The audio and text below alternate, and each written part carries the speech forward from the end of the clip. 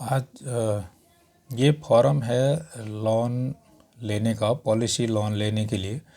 इस फॉर्म को हम भरेंगे और इसमें पहले कार्यालय का नाम डालना है।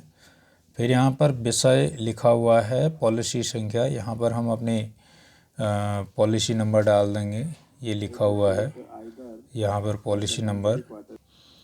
ये है पॉलिसी संख्या, यहाँ पर पॉलिसी संख्या लिख देंगे और यहाँ पर लिख देंगे फिर से पॉलिसी संख्या और कितने रुपया जो हम वहाँ से ऑफिस से निकलेगा वो पैसों की यहाँ पर संख्या डालनी भी है, नहीं भी डाल सकते हैं, ज़रूरत नहीं है। और उसके बाद ये फॉर्म आगे बढ़ाते हैं। इस फॉर्म में यहाँ पर अपने सिग्नेचर करने हैं।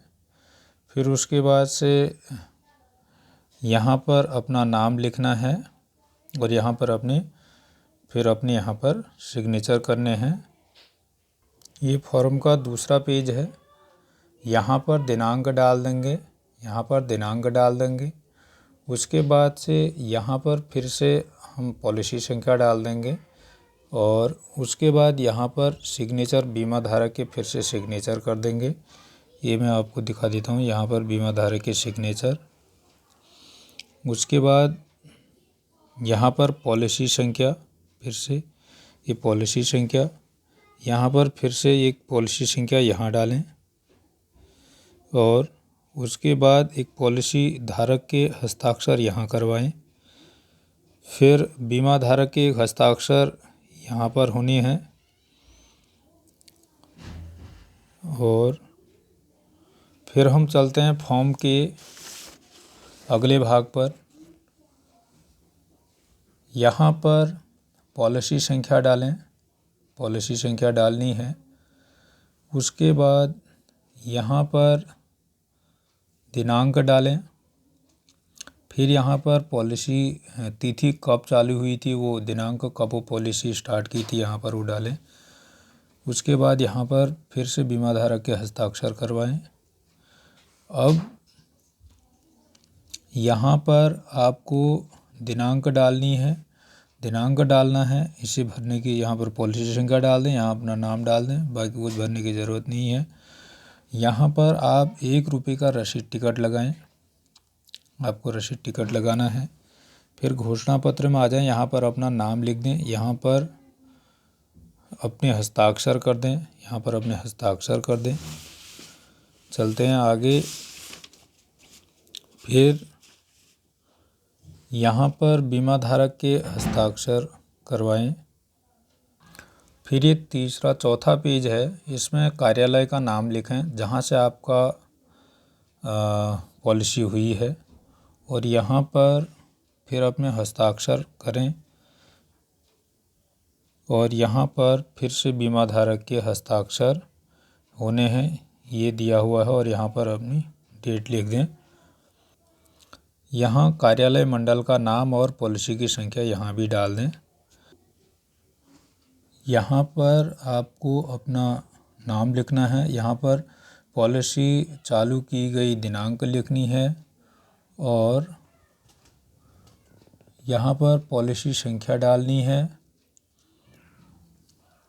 उसके बाद यहाँ पर आपको एक रसीद टिकट चिपकाना है, एक रसीद का टिकट चिपकाना है और यहाँ पर किसी एजेंट के साइन करवा लें और यहाँ पर फिर से अपने हस्ताक्षर करें और यहाँ किसी डीओ या किसी भी एजेंट के साइन करवा लें। ये 2 फॉर्म कंप्लीट होने के बाद आप अपना उसमें अटैच कर दें, ये पॉलिसी बॉन्ड है। ऐसा ही आपके पास जो पॉलिसी बॉन्ड होगा वो पॉलिसी बॉन्ड आपको उसमें लगाना होगा और पॉलिसी बॉन्ड के साथ साथ आपको अपना एक आधार कार्ड, अपनी आईडी लगानी होगी और साथ ही साथ जिस बैंक अकाउंट में आप वो पैसा चाहते हैं, अपना बैंक अकाउंट की एक फ़ोटोकॉपी उसमें लगाएं।